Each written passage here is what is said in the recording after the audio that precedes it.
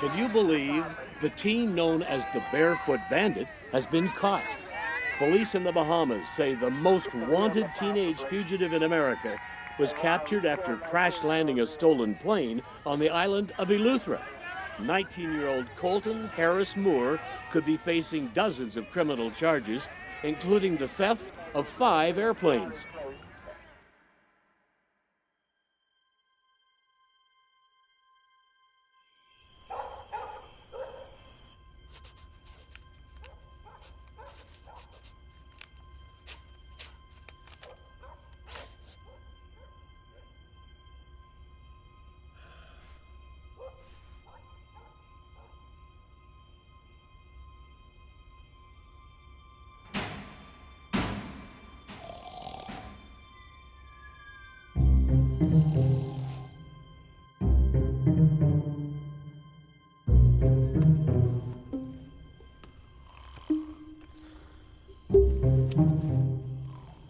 Colton Harris-Moore is 17 years old when he escapes from a halfway house in Renton, Washington.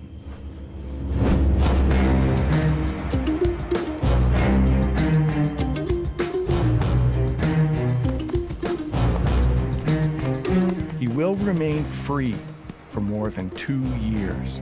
His story will become legend. His legend will become history. Colton Harris-Moore escaped from a group home in Renton last night. Harris-Moore was just 15 when he was arrested for breaking into homes, stealing valuables, and using computers to place fraudulent online orders. He was serving a 3-year sentence when he escaped.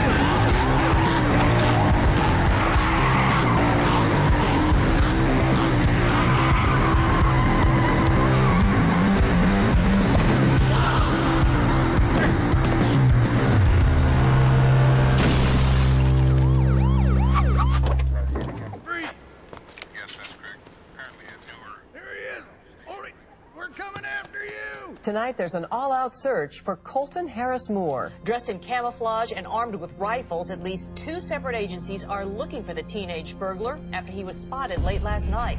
Today, a heavily armed tactical team searched the area around the Elger Bay store where Harris-Moore was last seen. While the 17-year-old is 6'5" and 200 pounds, he is crafty and knows the woods. For more than a year, he eluded law enforcement, playing a frustrating game of cat and mouse.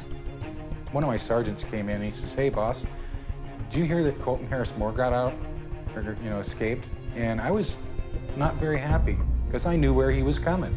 He was coming back to his old stomping grounds, and all these burglaries, and the whole thing was going to start up over again, which it did. He had disabled the alarm where there was no alarm going to the police station. He took food and money, packages of hot dogs and beef jerky, potato chips, a whole rack of vitamin water. I mean, I don't know how he hauled all this stuff away. The undersheriff tells me there's been 9 burglaries across Island County in the last 2 weeks. Now, he won't confirm that any of them are related or linked to Colton Harris-Moore. Moore is accused of breaking into dozens of homes and then disappearing into the woods of Camano Island.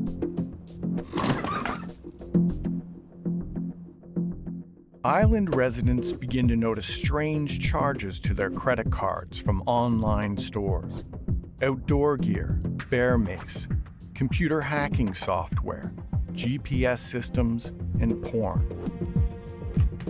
Items they will never see. Colton is gearing up for an adventure.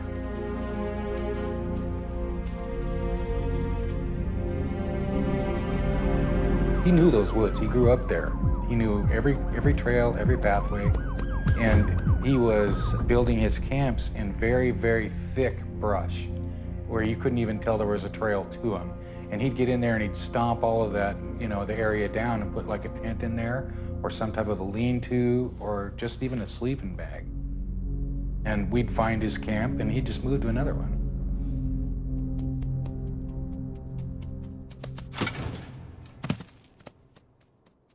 Not too sure how we actually met up. I think it might have been outside of school because he's a couple years younger than I am. Anybody can do a burglary. Don't matter if you're the dumbest person in the world. You can get through a window or get through an open door.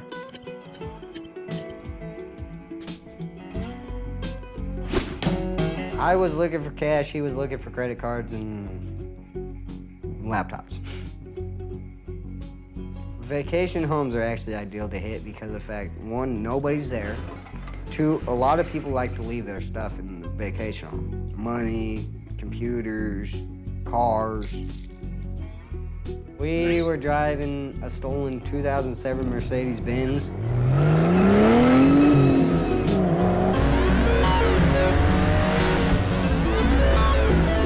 Every time we took it, we parked it in the garage in the same exact spot, washed the car, and filled the tank up for the people.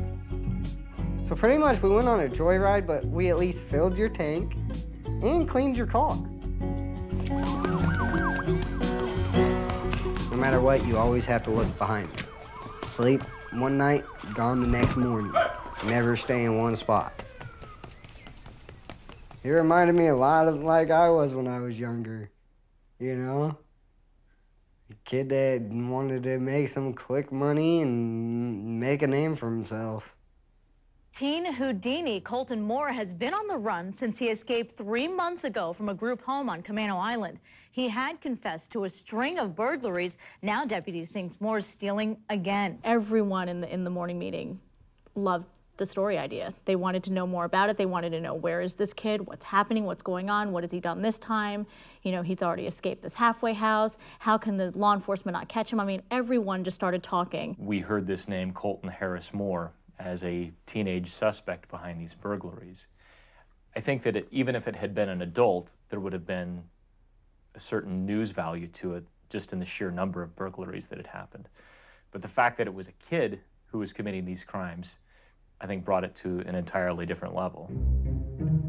Saturday morning, someone broke into a deputy's car, stealing a rifle, ammo, and a laptop. Then just yesterday, someone targeted a firefighter's truck in Fire Station. As North Bureau Chief Rob Piercy reports, people believe that someone is Colton Harris-Moore. Investigators say there's nothing definitive that links Colton Harris-Moore to what happened here, but this is the part of Camano Island he knows. In fact, just a couple of years ago, he burglarized this home just across the street from the fire station twice. The fire station had been broken into, this infrared camera had been stolen. He had thought about it enough that a fire station may have an infrared camera, a device he could use to peer into homes to see if someone's in there before breaking in. Deputies launched an island-wide search today with help from canine units. They combed through wooded areas, down roads familiar to Moore, without any luck.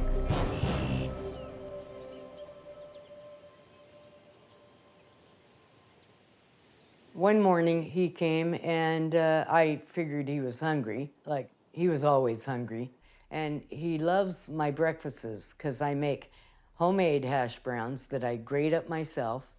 And so I made him a big breakfast and we sat there and talked. And after he left, the cops came and they asked me the same old question, have you seen Colt? I said, yeah, we just sat down and had breakfast together.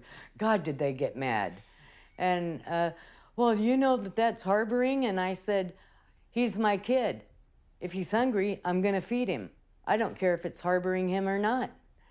And yeah, they were pretty mad about that. Drove the police crazy. I mean, imagine, we got a kid that's living within a radius probably of a mile of his mom's place, and they can't catch him. You know, I think he had a little vendetta with the police, and he wanted to steal their shotguns and their laptops, and I think he wanted them to look foolish. But I don't think most of us thought of him as a dangerous kid. He just seemed like a kid, and really hasn't been socialized, and which is another part of the myth. You kind of go, well, who is this kid? I mean, he didn't really go through a school system, did he? He kind of is self-taught in everything. I mean, he learned how to steal. He did pretty well at it.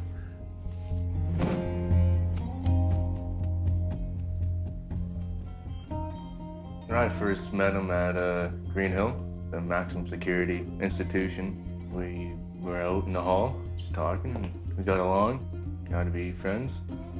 He was intelligent. The way he spoke, it just sounded like he was a smart guy. He was into like psychology and criminology, and because I was interested in that as well. I think his mind was set on one thing and that he could accomplish that goal, and he was so confident in it. I wanted to be a professional criminal. Colton chose to operate in small communities. One of those communities was the little town of East Sound on Orcas Island. This is a picturesque little community on a beautiful bayside with what you might expect in a tourist community. There are restaurants, there are gift shops, a couple of grocery stores, a hardware store, a bank, and that's the list of places that Colton hit.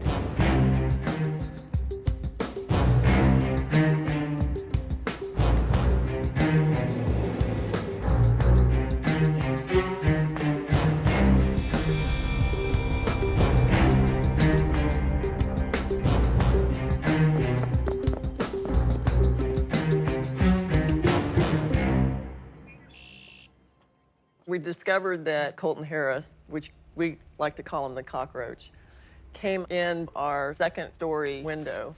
And what he did was, we've got a what we call the bullpen in the back, and he climbed up the fence, climbed up the roof, and went into the window upstairs. He basically just walked into our store and started getting what he needed, and then he decided to break into our safe, which he did.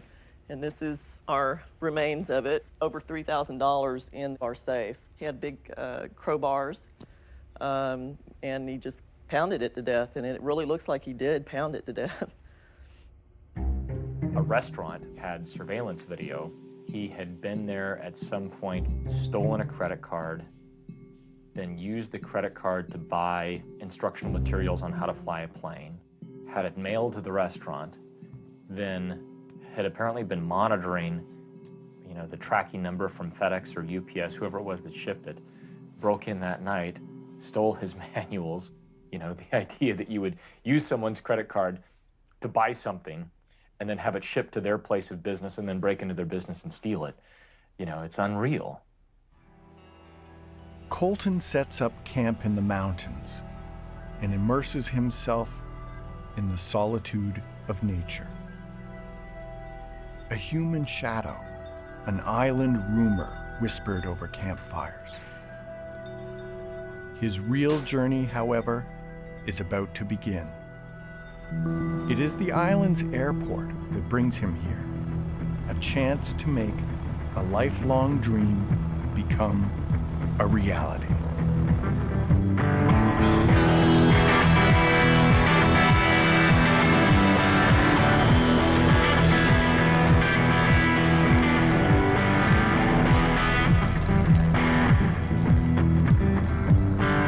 I knew he loved planes. Since he was a little boy, he wanted to be a pilot. Loved them. A plane flew over and he said, I can tell you what year that was built, who built it, and what size engine it has. He was in airplanes, read books about them, talked about them all the time. He even had pictures of airplanes hanging up in his room, and he through airplanes. So when he got out, he wanted to steal a plane and teach himself how to fly it. That was his whole plan.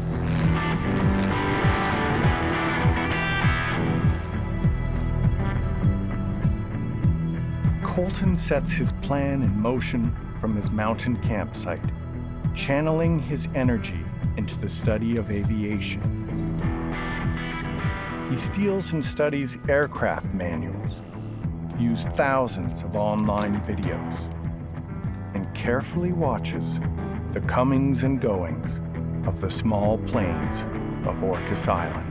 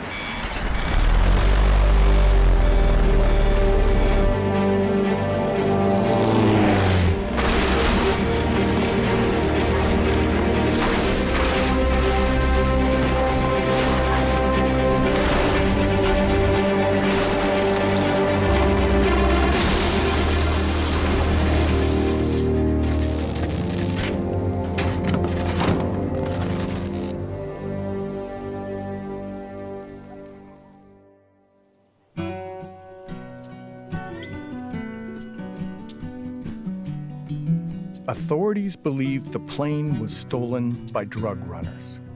For the moment, the act that will make him a legend goes unnoticed.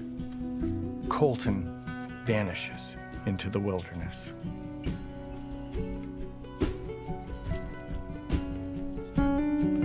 also one of Colton's camp areas here, because it's like about 125, 150 yards from where I live, and supposedly his mother lives a couple hundred yards the other direction. So this is actually ground zero.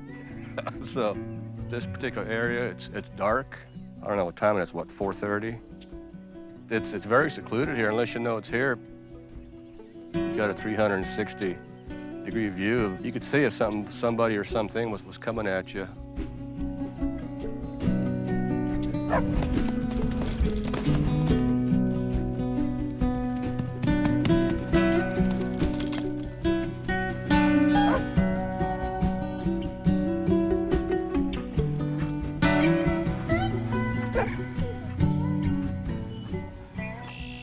You'd be surprised how many different operations that we did when we got a little bit of intel on where he was at. And sometimes we'd get very close. One time, 3 of my deputies found one of his tents and all of his personal belongings.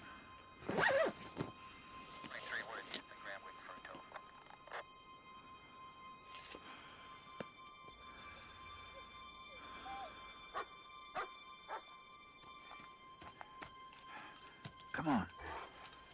The dog was impounded because basically we knew how much he loved the dog, and the dog was running loose. So it was a criminal offense. So I called the animal shelter the next day, and they said they had her, but they couldn't give her to me because she was evidence. And I said, how can a dog be evidence? She's not going to get up on the witness stand and talk.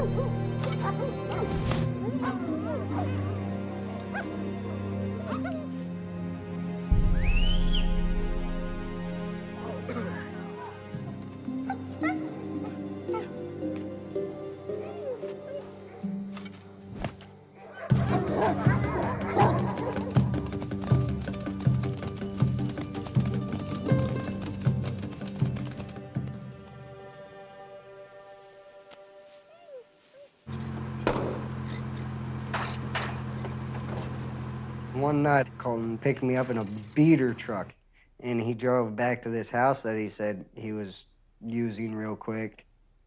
And he had told me the lights were off. We get there and the lights are on.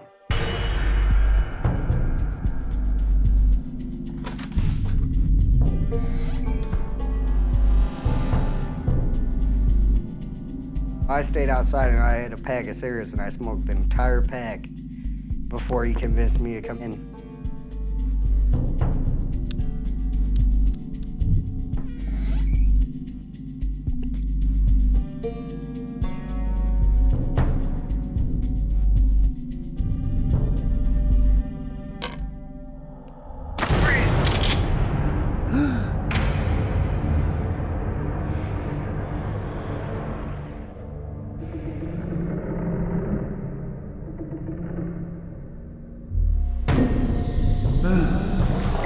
Colton dropped one of the glasses and I watched it in slow motion. I don't know why it was slow motion, but it dropped all really slow and then he ran past me. Hey!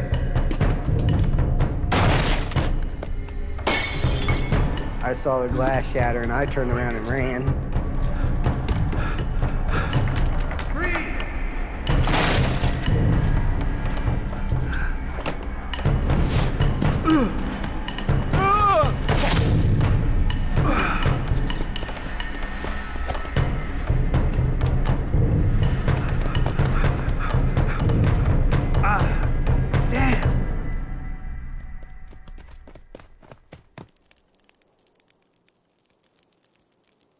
I think he just got really addicted to adrenaline. It's the most addicting drug you can ever get addicted to, because once you have it, you always want to find something that can give you more of it.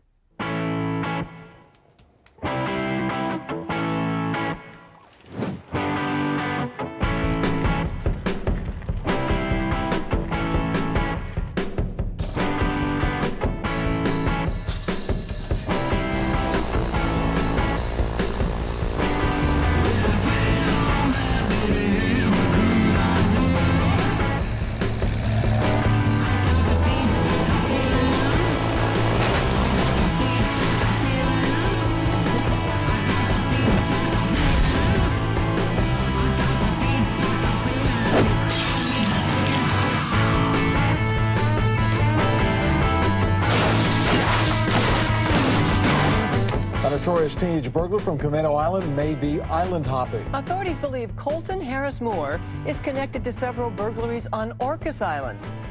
Went throughout the store with crowbars and opening doors, and I don't know exactly what all he used on the ATM.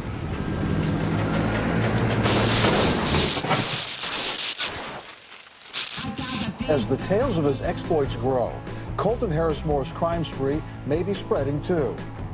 Disabled 8 out of 14 cameras. As he went, he was barefooted. He got almost $10,000. Now, here's where this story makes a turn for the almost ridiculous. In addition to all those burglaries, Colton Harris-Moore is suspected of stealing as many as 2 airplanes. Airplanes! Where did he learn how to fly? I remember just being sort of dumbfounded, thinking, how is that even possible? It just made it unbelievable and impressive. By the end of the day, every network affiliate in Seattle, I think, had been out to Orcas Island. Colton Harris-Moore may have taught himself how to fly. The suspect may be island hopping with stolen boats and planes. Law enforcement officers have referred to Colton Harris-Moore as a ghost with an uncanny ability to run from the law.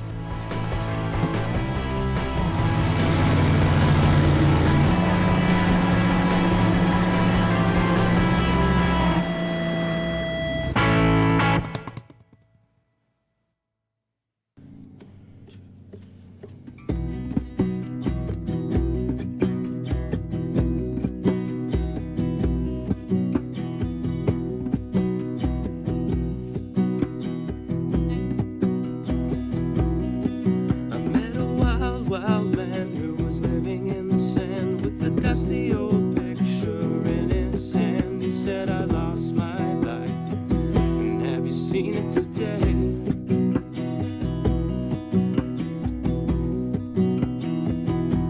I was in Abbotsford, BC, Canada, when I met Colton Harris-Moore. My car started making some funny noises, so I pulled off. This kid approached me, kind of out of nowhere. He had a black hoodie, military cargo pants. He had mud on his pants, maybe up to here. That kind of struck me as odd, like maybe he was hiding in a ditch or something. Said his name was Sean, and then asked me if I was headed east. So then we were both waiting for Jordy here to come pick us up. So he hopped into the back of my truck. That's right. And I asked him if it was uncouth of me to light up some of that green stuff or whatever. And yeah. Can't believe I just said that on video camera. Yeah.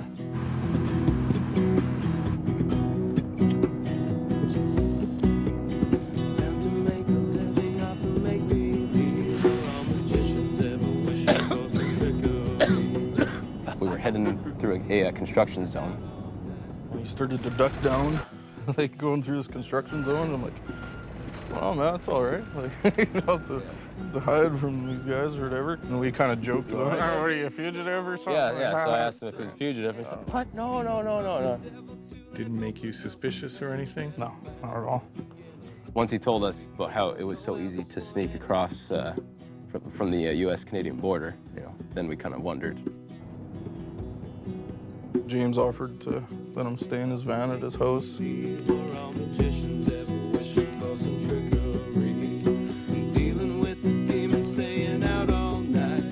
So when you were just sitting by the campfire, what was he doing? Just sitting in silence? Sitting in silence, yeah. Just experiencing his high.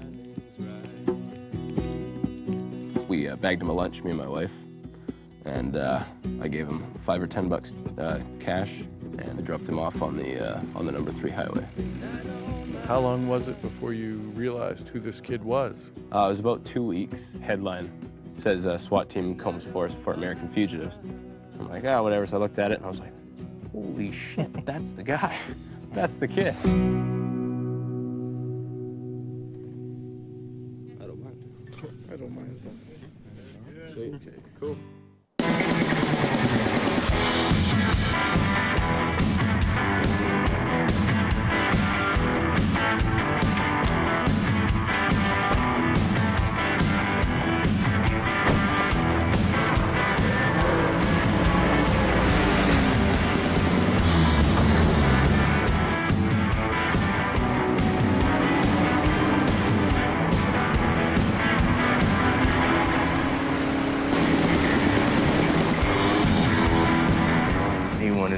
me when I was in Maple Ridge. He made a place in time, and he ended up stealing a BMW, black BMW, and drove it out there and met me. We hung out, talked about stuff, drove around. He had a backpack full of money, and he wanted to go get a grapple hook and go rob malls, and we ended up driving over to an airport in Maple Ridge. They had a couple bunkers out there in the field. We ended up walking over there, checking out the planes. He was hoping that I would leave with him, but I just kept making excuses, saying, oh, I can't, I got stuff to do, and I kept telling him I'd meet up with him somewhere else along the line. I didn't have the guts to go with him. I didn't want to, especially flying in a plane with him. Wouldn't trust him as far as I could throw him, so.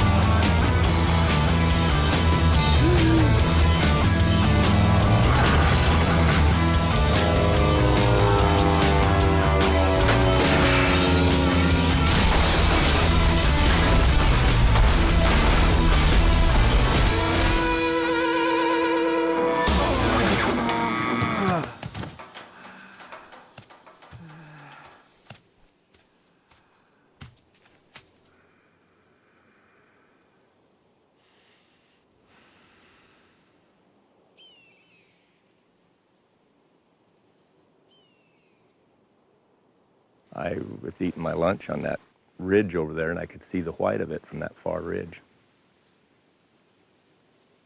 The bushes were knocked down, so it was easy to tell that he came just on the other side of that stump and came down in, and then it nosed in right there, and it kind of reared up and twisted and then lit. They said even as slow as he could go, he still probably hit the ground doing about 60. 10 feet, he would have hit that stump, you know, or even less. I looked it up, the number on the computer, and found out that it was stolen out of Idaho. I kind of guessed it ran out of gas was my guess, but then as things went on, I found out that it wasn't out of gas. He put it here on purpose. And I brung the sheriffs back in so they could come look at it, and it progressed from there. I mean, there was everybody here, sheriffs and state patrols and border patrol and Homeland Security, and they were all up and down the road with SWAT crews and dogs and guns and rifles, and it was almost silly. 2 days had already gone by. He ain't around here.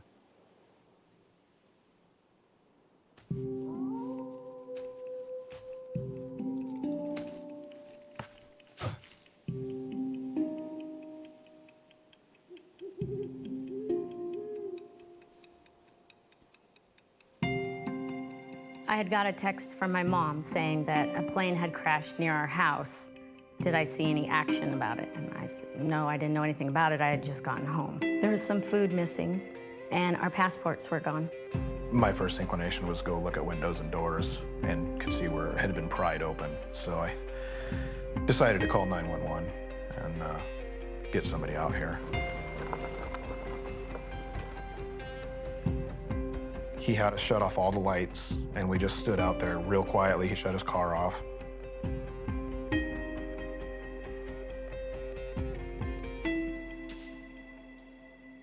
He said, he looked over and he said, did you hear that? And I said, yeah, I did. And they geared up. They put on their full gear and started going. That's when the heart started racing a little bit for me.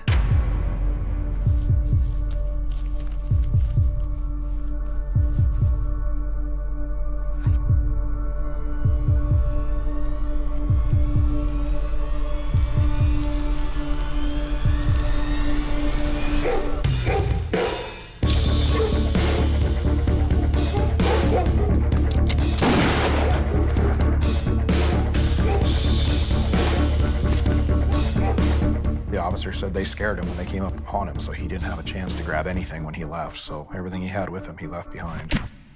They came out with a, like the business-size vinyl zipper deposit bag just stuffed full of money. I think the last I heard they were over 20,000. SWAT teams fan out across Granite Falls today in search of a suspect considered armed and dangerous.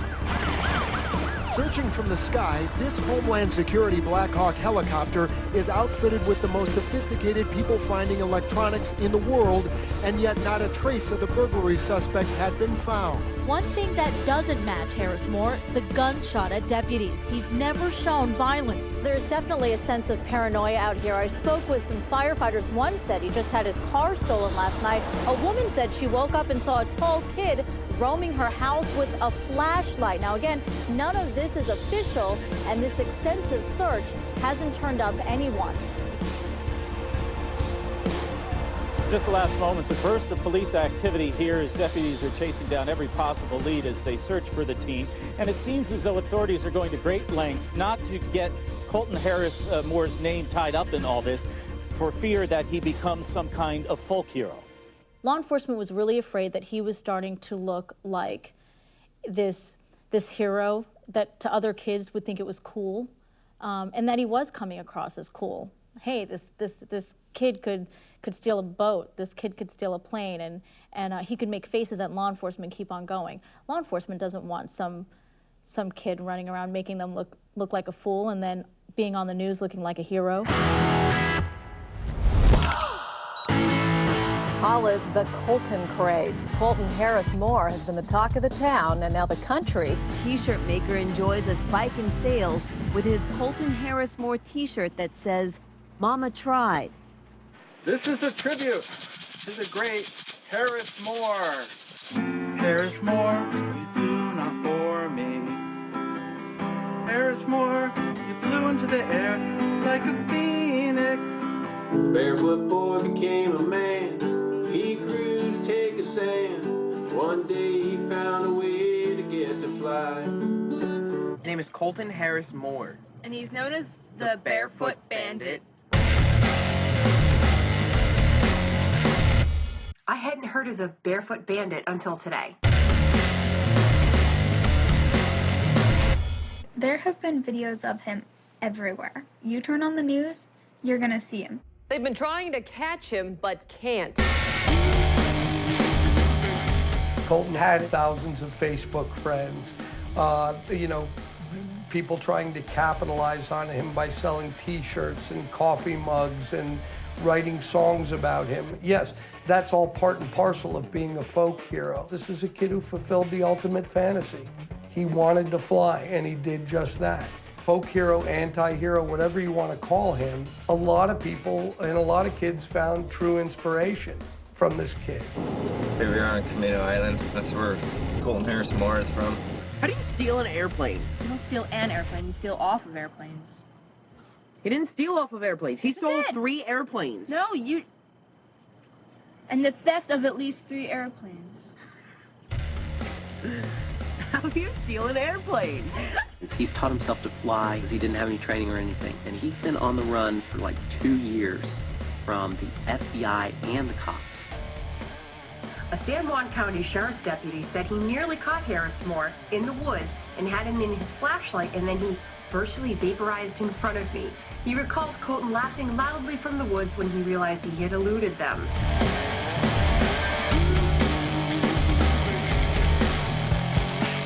You see this and you're like, wow, a 19-year-old who's that smart does all that stuff and the FBI can't even find him. You're kind of like wanting to root for him, even though you know what he's doing is wrong and everything. He's not violent. He's a thief, but he's not violent. I think he's kind of cool. You can get T-shirts. There are several places where you can buy T-shirts now. Yeah, let's see how many friends and fans he has when they catch him and send him to jail. I have a feeling he's going to be all alone.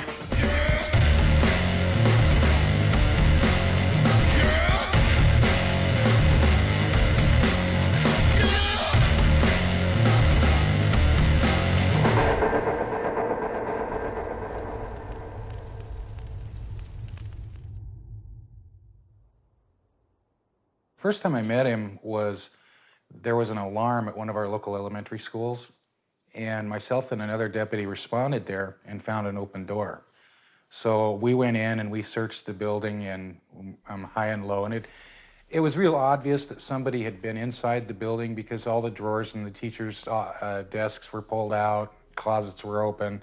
Somebody was looking for something.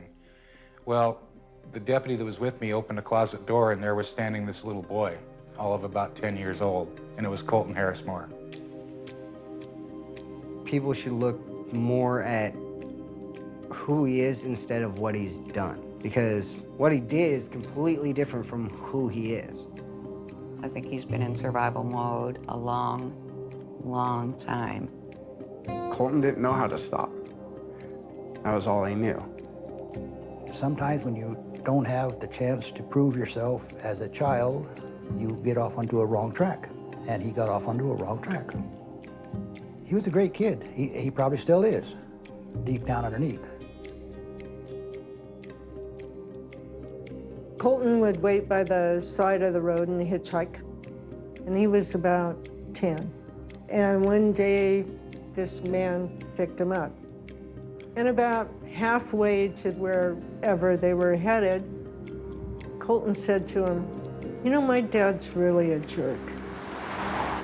That's something for, if you think about a 10-year-old, you know, out on the road hitchhiking, that would tell a neighbor, someone he probably didn't know that well, that his dad was a jerk.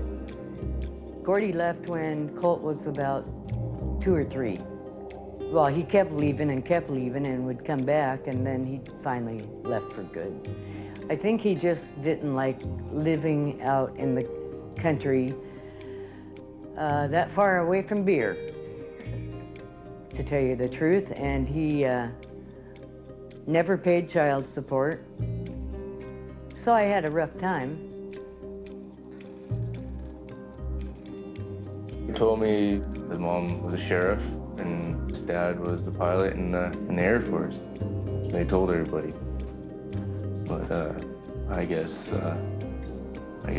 that's not what it is. His home life? It was rotten. I have never heard in my life a mother use the words that she used against him at times. I mean, it would make me want to leave home at an early age.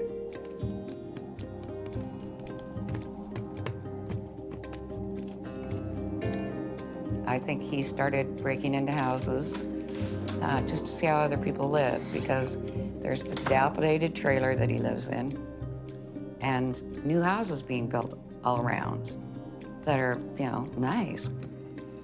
I think it was a kid. He knew he was doing wrong, but I don't think it was criminal intent. There was no intervention to help this kid by anybody. There was trouble at school, trouble with the police and CPS. All those things had trouble with this little boy, and not anybody stepped in. Nobody.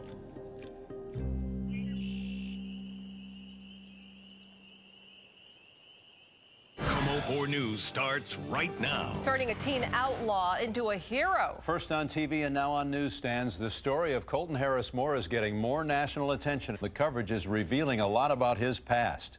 We're set back from everything along a dirt road. This is the entrance to Colton Harris-Moore's house. You can see there are several no trespassing signs out here now, adding to the mystery behind his life and really the neighborhood tension. She certainly wasn't come on in and sit down and have a cup of tea, but she was willing to talk. The main thing I get angry about are him being accused of things that I know dang well he didn't do. Are you hiding him from police? Oh, God, no. He lives with friends. So there are friends that are providing him refuge? Yes. So you don't think that he's escaping into the woods? You don't think he's living in the woods? I know dang well he ain't. How do you know that? Because I talked to him.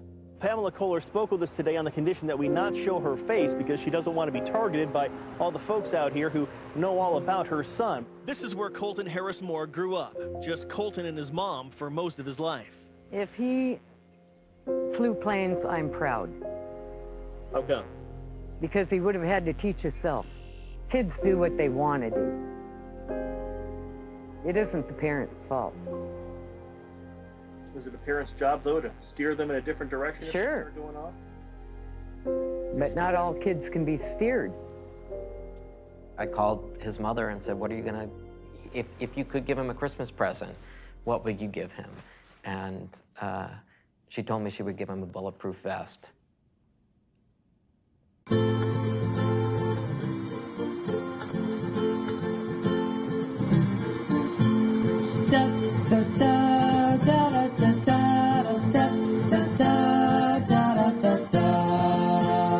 Running away from the law sure would be fun. Menace to adults, but a hero for kids. Sure it's hard to be right on the run, but you got a family and all of us kids. Please call Tennessee the plane for me. Da, da, da, da, da, da, da, da, da. The next time that we were out at Orcas Island after another plane had been hard landed, we went to a grocery store where the surveillance system had been dunked in some tank of water to try and destroy it. He had taken the time to draw chalk footprints throughout the store of these big bare feet, and written at the entrance was "See ya," just sort of flippant.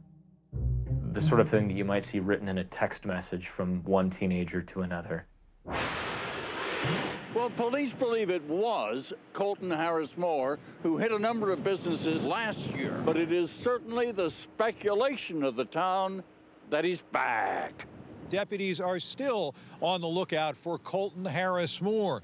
Now, several residents of Orcas Island told us they'd be patrolling overnight with flashlights and radios to keep Harris-Moore from striking again. I think we're well beyond the Robin Hood stage. We're into the John Dillinger stage.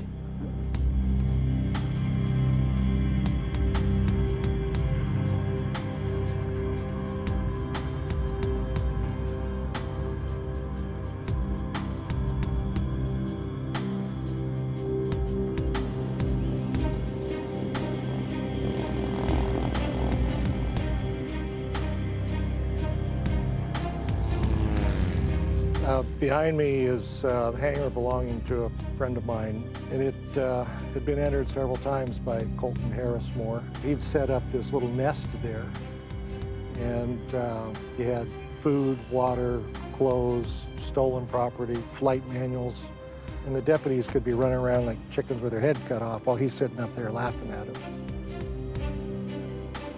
I think he did plan to take my friend's airplanes, but he subsequently stole the wife's truck out of here and used that in another escapade. He had been in my friend's house making phone calls. So the plan was for the FBI SWAT team to take up position in the forest and around the house, and hopefully Colton would appear. I'm not sure who was more surprised, but obviously he met the gentleman inside, and his response is really quite thoughtful. As soon as I'm confronted, I'm going to run, because that's my best tool.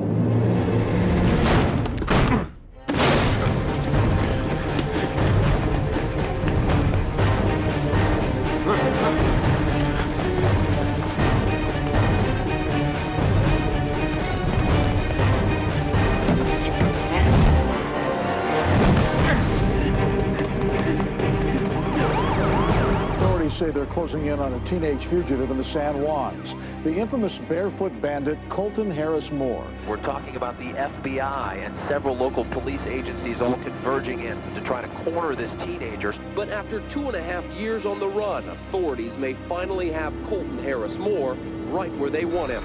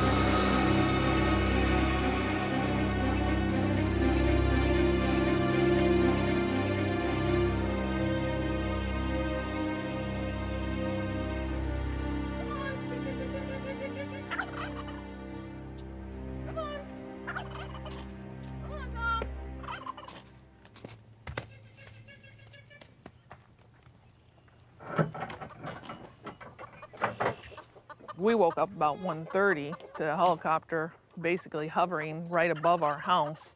At about 6 in the morning, my husband came out to feed chickens and do our morning chores, and that's when he discovered there was footprints going through our property. He went right and saw the chicken coop and went into it, and then came out and the tracks led away from the coop. This one was found right about underneath where I'm standing, and then this one was found over by our pickup truck that was parked over by our chicken coop. What gave you the idea to do that? County deputy. Oh, yeah? He had made a comment about, since you're the only one that has anything like this, you should, make casts and put them on eBay and see what you can get for them. And so we tried it, and we had a lot of people look at them, and we set the price high, and I ended up getting 2 death threats on eBay. We hope that you're the one he kills because you're enabling him to proceed with his criminal career. And so, yeah, I mean, and we were just doing it all and just as fun. They're probably gonna end up on the side of the chicken coop.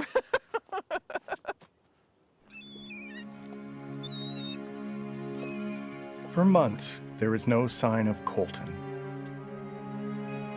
Some speculate that he's left the island, or died alone in the wilderness, or drowned in the ocean. Unsettling rumors reach Camano Island. I told some news media, I said, write this. Tell him to contact me somehow, because I'm very worried.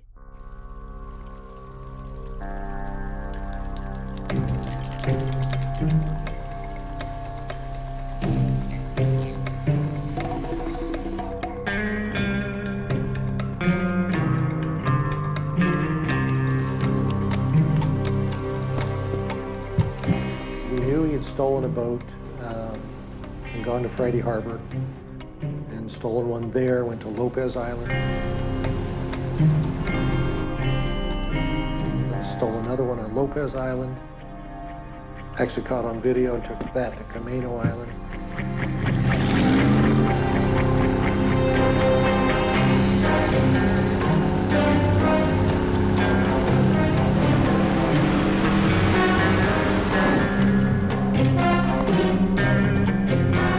People were just angry and frustrated on 2 levels, that people were elevating him to this level of folk hero, and angry that he hadn't been caught yet and that, they might be next. If he was on Camano Island, he would be shot. I knew that, and that scared the hell out of me. We want him stopped. Most of us want him dead, period. You guys probably don't want to hear it, but this guy is actually pretty sharp. He calls himself a recovery agent. In other words, a bounty hunter. He and other agents are pledging, free of charge, to help find Colton Harris-Moore. We're going to be here physically. We're going to be on site. Not every day. Nobody knows when we're going to be here. He doesn't know when we're going to be here. We've already started to get tips. Tips I'm sure the police don't have. There's a little formula for catching a fugitive, and it's eliminate the places that they're comfortable. We were watching hangars on the islands, marinas. We had boats patrolling the marina areas. We had teams set up all over the place in vehicles. It was locked down. Well, this was an unusual opportunity to get a glimpse of work that's normally hidden. 3 groups of masked searchers hit the woods and beaches on Camano Island, waiting for Colton Harris-Moore to show himself. Most guys, when they're on the run, the quiet is good, low profile. I'm going to find a place and melt into the woodwork. And his was the exact opposite. His was like, here we go, try to find me. Catch me if you can.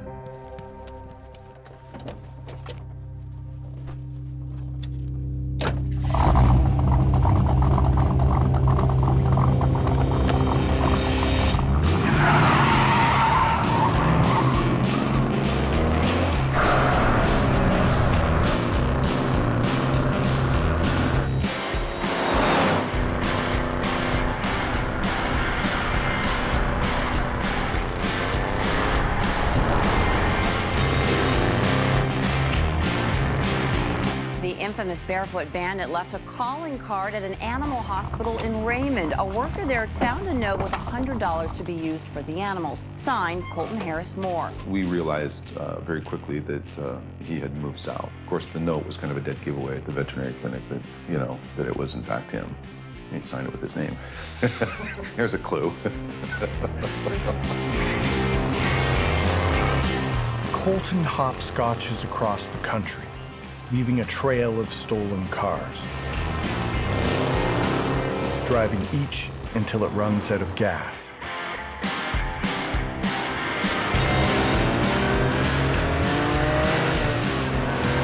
He breaks into a half-dozen airports, looking for just the right plane to execute his plan.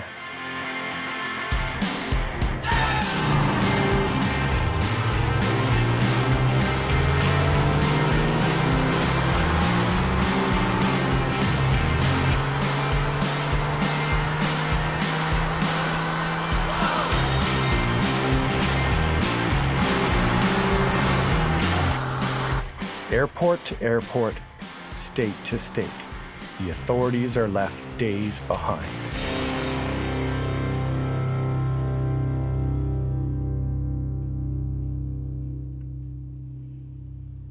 "2,000 miles, 9 states, nearly a dozen stolen cars."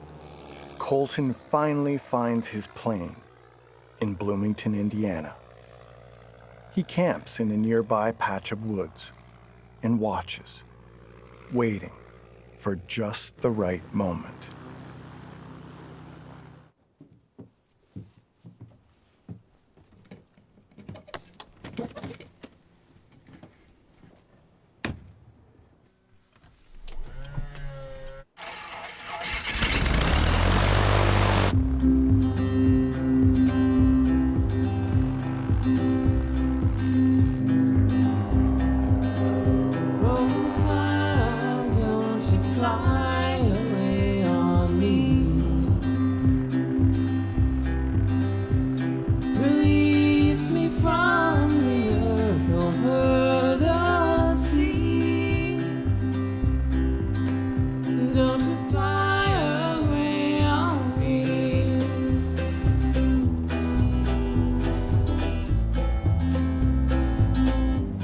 His final flight takes him 1,200 miles south to Abaco Island in the Bahamas.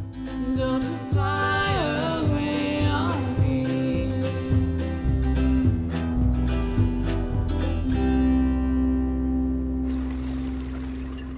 We were on the south side fishing for mutton snappers, and we saw the plane coming from the west. And it made, I don't know, maybe 6, 7 circles around the area. And he did a very good job putting the tail down first, and then when he slowed down so much, the nose dipped over. But they said the plane was probably able to repair if somebody wanted to put the money into it. That's how good a job he did.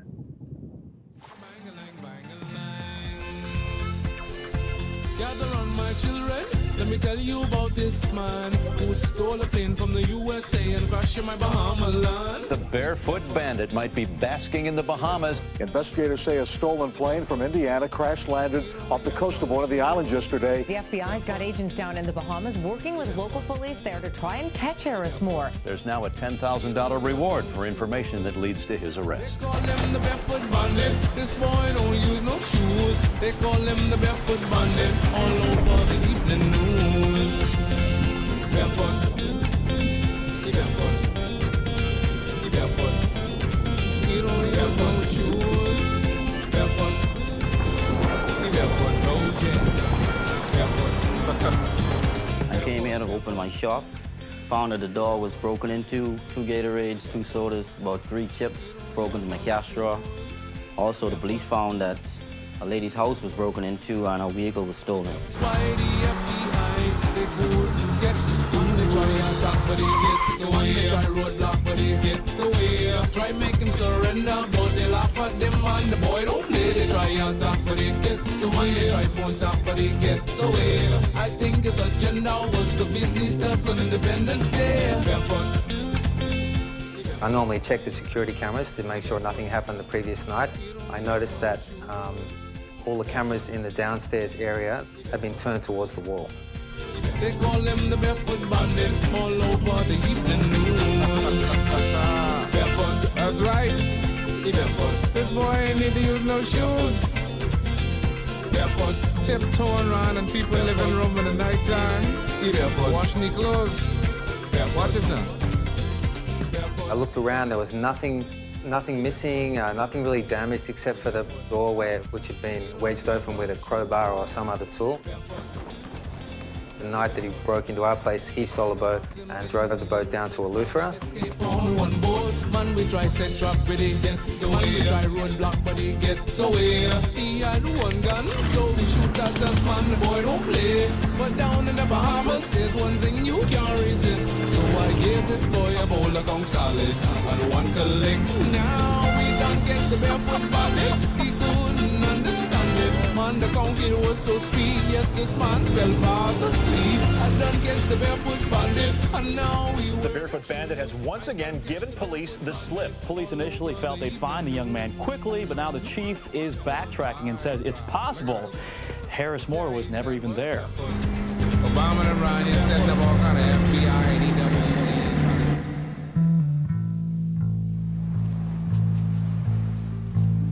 EWA. For 1 week, Colton Harris-Moore is the biggest news story in the world. The barefoot kid from Camano Island showed them all.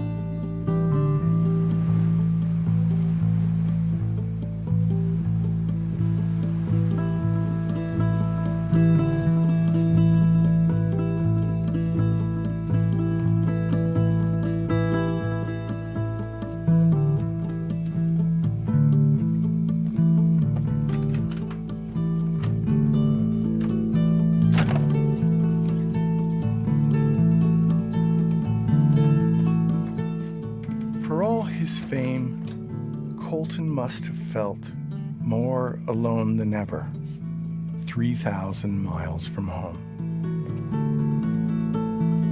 It's about 2 or 3 in the afternoon. This young man seen my internet sign and he said, "Ma'am, you think I could plug in with my laptop to your access? I need to talk to my mom. I haven't talked to her in over a month," or something to that effect. I said, "Sure." He says, "I don't have any money." I said, "That doesn't matter to me, just make yourself at home." And I went back and I said to him, I said, "Would you like me to make you a sandwich?" And he said, "But I don't have any money." I said, "I'm offering you a sandwich, would you like one?" So I made him a sandwich. He stayed there for a while, thanked me and left. Actually, I kept a lot of people, not just me, on the island. We heard about his background, that he had a bad upbringing. He lived in the bush. My heart went out to him because my kid's father, he's dead now, but he left me alone with them 3 to bring up my own. Thank God I had parents and my nephew next door, and I had help. But that little kid, no, I had no bad feelings. I didn't want him to catch him, no.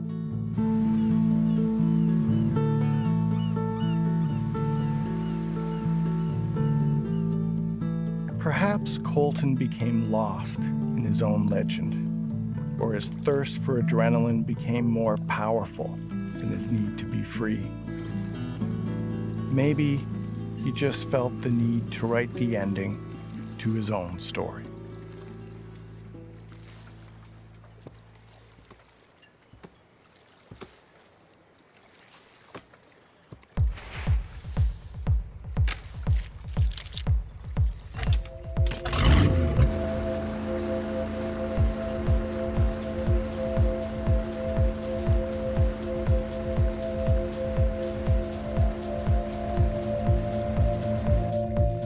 We were right out here on the dock, and out of nowhere, this guy came in on a boat, and all of us was looking to see who he was. This kid in this 13-foot Boston wheeler comes in full speed, spun it like it was a jet ski.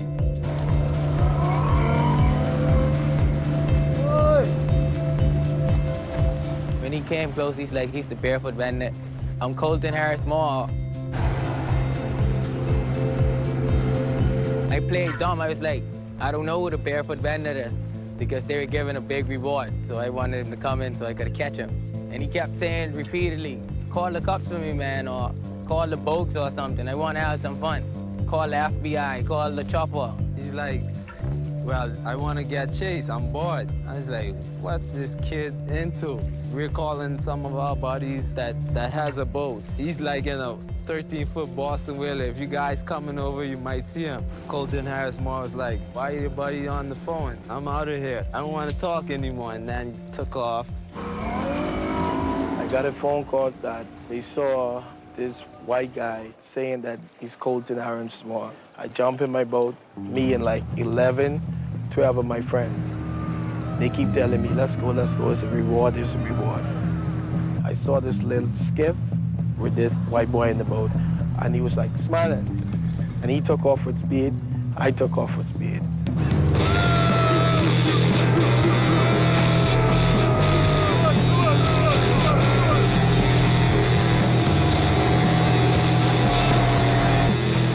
We chased him up and down the harbor, up and down, up and down.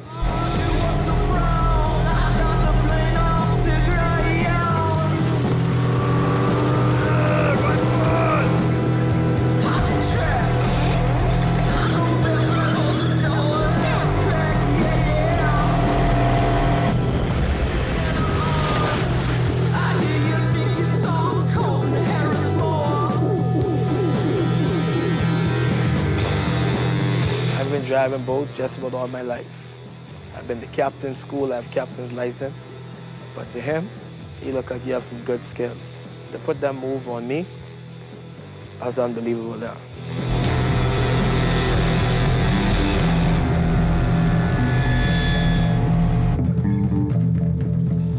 Midnight, there was a boat coming in from the southern end here, and they were screaming outside in the area. They were screaming and chasing him. He had them like over 200 yards, but they thought he ran down that way. But by that time, he was already here, and I'm watching the speed he's coming with.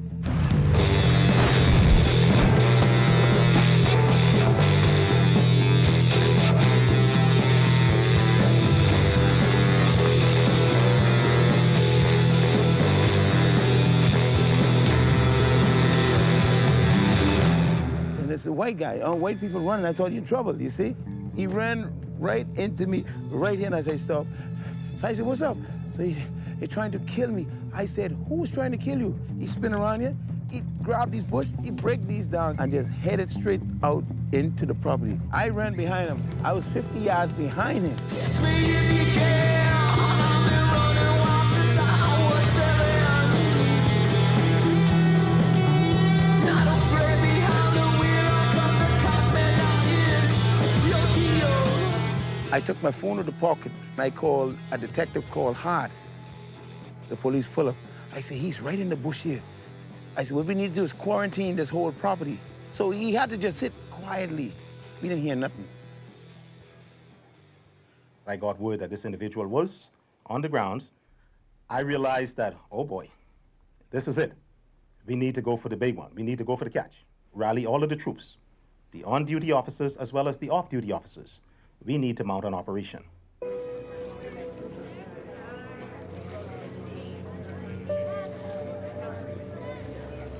We were all out that night. And the dockhand, Rodney, he comes running. He goes, hey, y'all won't believe the bandits just put a boat right next to y'all boat. And y'all want to go check y'all boats out.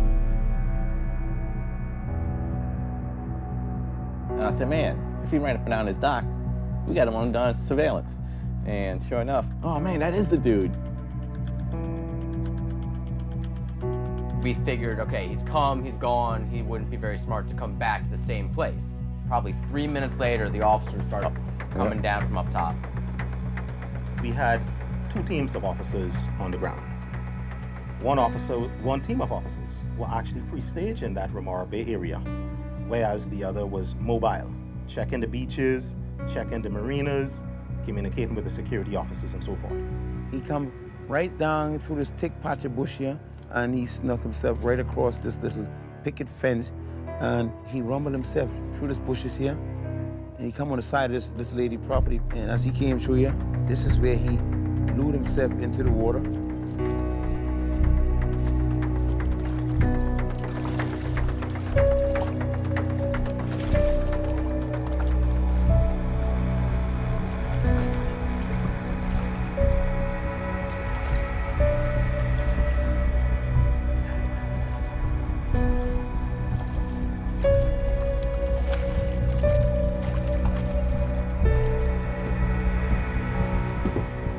We were all hanging on the dock right here, and everybody was just, man, that's not right. Boat leaving with no lights and real slow out the marina.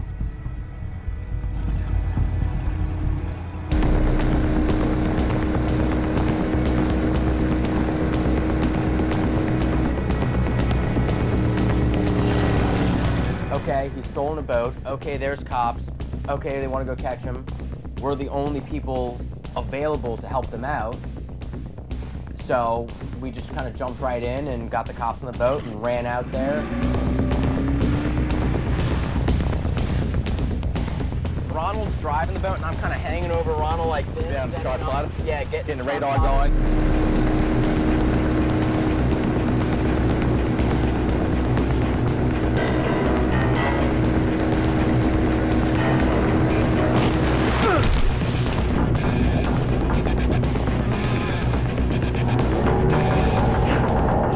Right now, we've just gotten on the sandbar. You can see the water's a lot shallower. Right here. This is where he was, right here. He was actually sitting on his sandbar. And the green part is the shallowest part of the sandbar, and that's why we were able to catch up to him. It wasn't actually stuck. It was just kind of bump, bump, bump, bump, bump, bump, bump, bump, bump. Well, he didn't trim up the engine, so the engines was actually going through the sand.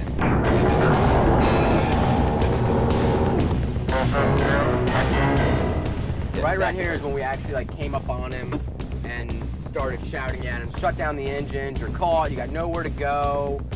323 to 5. And basically at that point is when he put the gun to his head, said he was gonna kill himself, I can't go back, I'm not gonna go back. Ronald and I were looking at the GPS, we noticed that he was getting into deep water.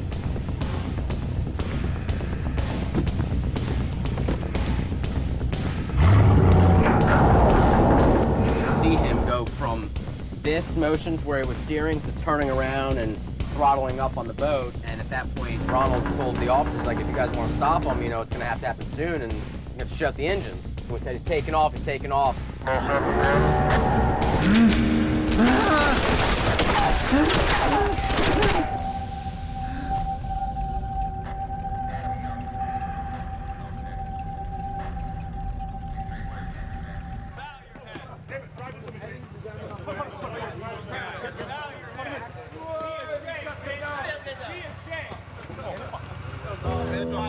They got him. The Royal Bahamian Police Force did what no U.S. cops could. They ended the run of the Barefoot Bandit.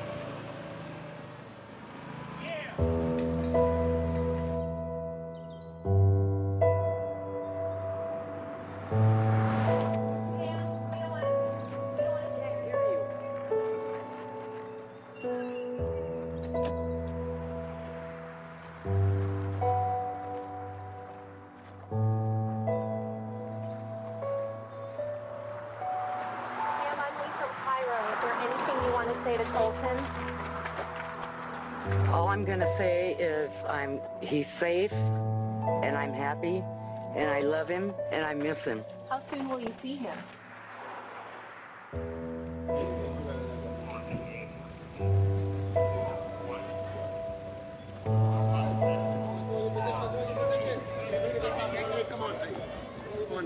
Hey Colton, how you doing? How you treating you, buddy?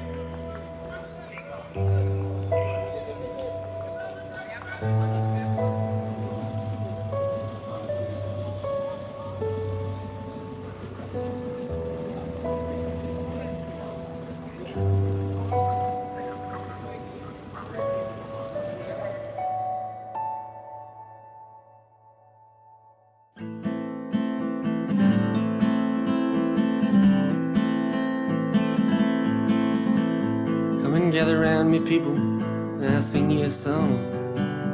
I'll sing it to you right, and you still might think it's wrong. about a young man by the name of Colton Harris-Moore. I'll sing you his song in case you haven't heard it before. Camano Island, Washington, crime was all he ever knew. His daddy went to jail when he was only 2. Raised by his mommy, he stole like daddy done. Well, you know, he was just having himself lots of fun. And he flew 5 airplanes, and he drove 2 cars. He sailed a boat, boys behind bars. Ran away without no shoes, called the Barefoot Bandit in the news.